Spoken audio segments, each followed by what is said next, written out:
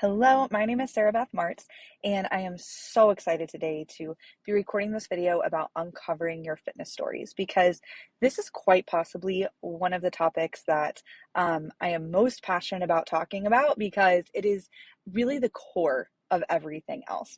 We can sit and beat ourselves up all day for what we're not doing in our health and our weight loss and our fitness, whatever.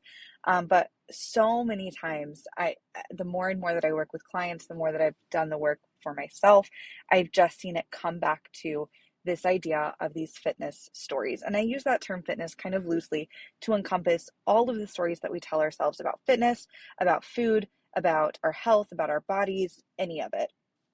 And really, it's just about being the healthiest person that we can be. So today we're going to walk through some different ways that you can uncover what are those stories that you're telling yourself, because sometimes they can be sneaky. They can appear like they are really just truths. A lot of the times they can be things that we just perceive to be true, or we don't really even think about as a thought. It's more of a feeling or just something we experience, and we don't see it as something that we can choose to rewrite, to change, to look at a different way. And so today's all about just digging deep, figuring out what those stories even are so that we have that opportunity to write a new one. So let's get started. I'm going to give you today 4 tactical ways that you can uncover your stories, and then I will give you a sneak peek at some other things that you can do too. I have a resource for you, as well as a workshop coming up that I hope will be helpful for you as well. So, number 1, trace those stuck areas. So think about what are the areas in your life right now, in your health, in your fitness, where you are feeling stuck.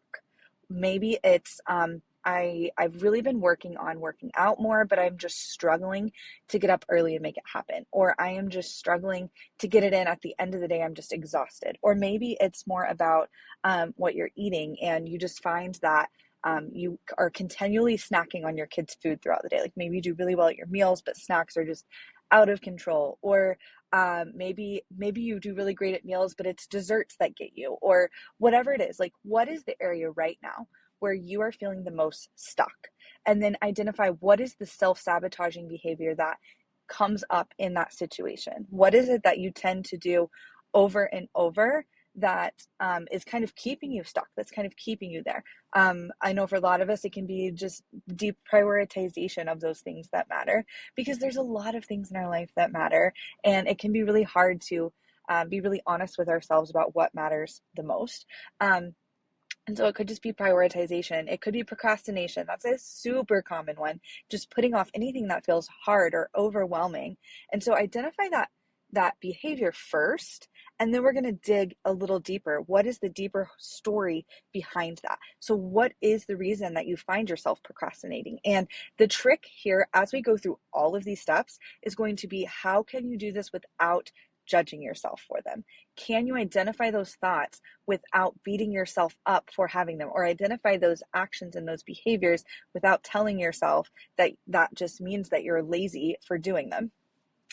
If those thoughts come up, that is probably the deeper story. The deeper story is probably what you believe about yourself that's reinforcing those habits. So when you procrastinate, what thoughts come up for you? What makes you want to push that later? Is it that you are tired? Is it that you feel overwhelmed? Is it that sometimes it's something really simple that we can look at and be like, oh my gosh, that's so dumb. But something as simple as just like whenever I'm doing a workout and the floor is cluttered and I'm like, I have no space to work out right now.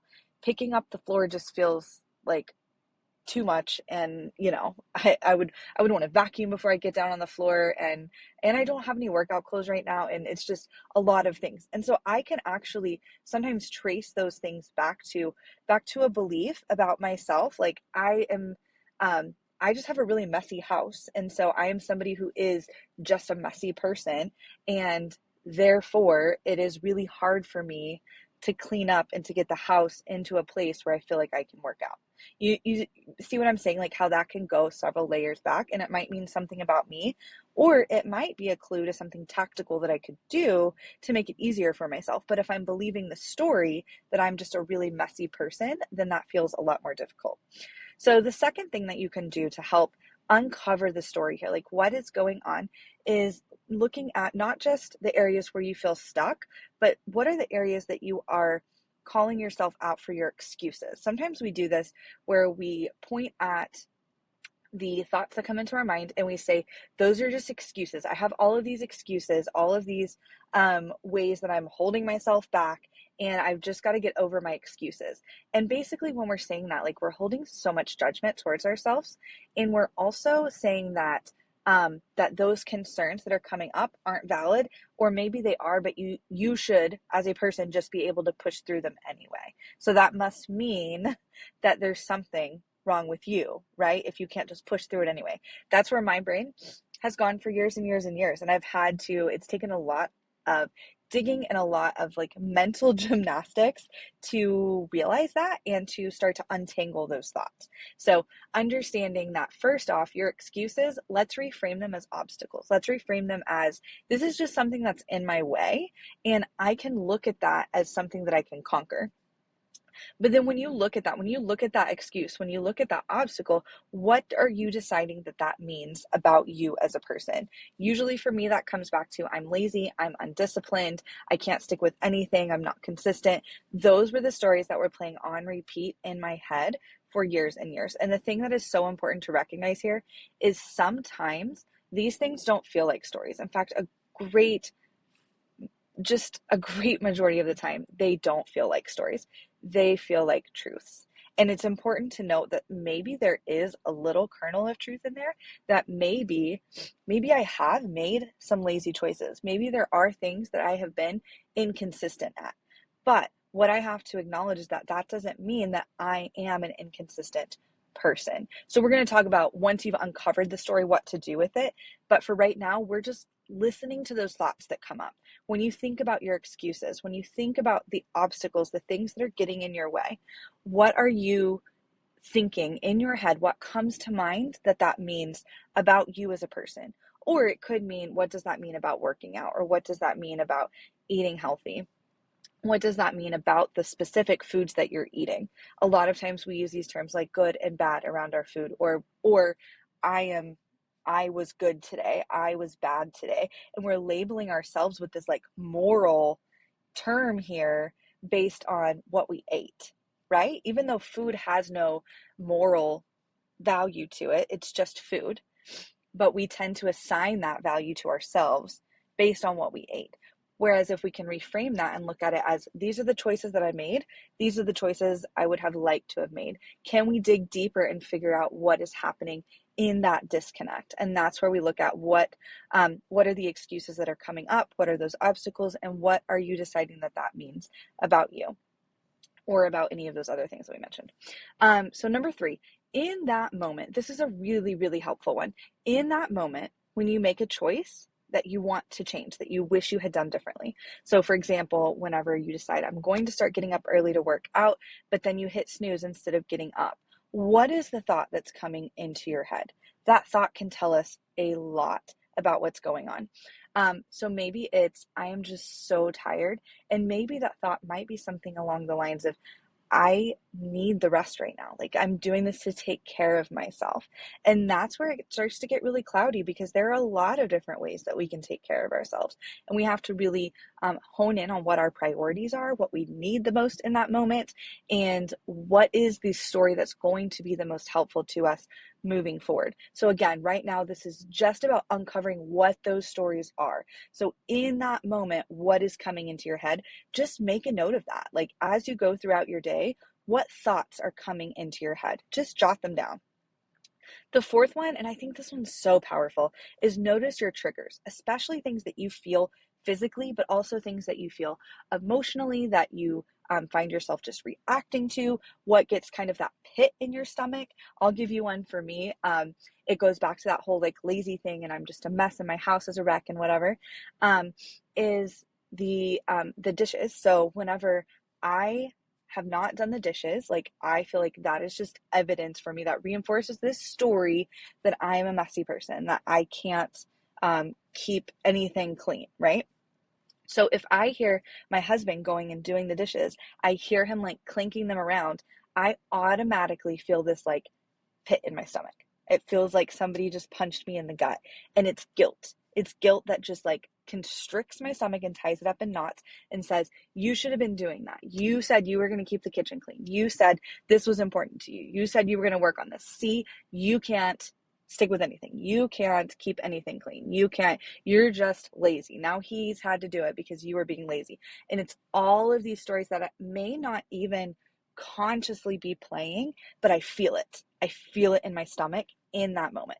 And so this is where just noticing your triggers, notice how does your body react? Do you get tense in certain things? Do you notice yourself just feeling really anxious? Like what is triggering those things? What is happening around those emotions, around those physical feelings that is kind of triggering that in you? And can you identify a thought? Can you pull that back to what was the first thought that came to my mind when I heard that dish? Or why is this bothering me right now? I really like asking myself why. Like, what does that mean? What does that mean is a super powerful question to ask as well. What does that mean that he's having to do the dishes right now?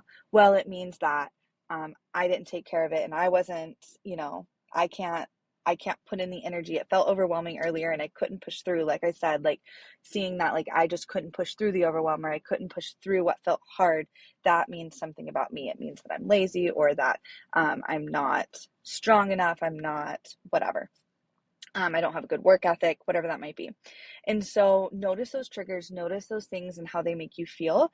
And then if you can, try to peel them back and figure out what's the thought that comes underneath.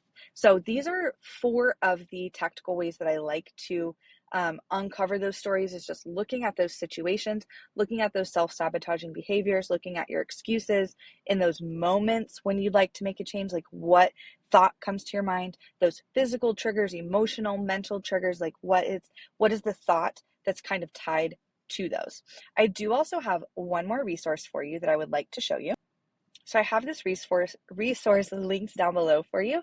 You can find it in the description of this video. This is my Uncover Your Fitness Story self-discovery tool. This is a little bit of journaling work to just help you dive into what are those current stories and beliefs that you have about yourself and about fitness and about exercise and food, and what are the past experiences that kind of brought you to that place, and then what are kind of those barriers that come up for you. And so these first 3 parts are really tied to what I was just talking about, a lot of kind of finding those triggers and understanding like what are the thoughts, what are the self-sabotaging behaviors, what are those things that you kind of keep coming back to.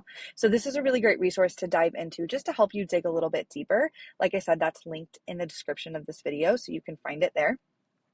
And so that can be a resource for you. I'm also going to be hosting a weight loss journaling workshop soon, and I will have more information about that very soon. If you've already signed up for that, then you will be getting that information in your inbox. And if you are not, make sure to subscribe to my channel so that you get the information about that.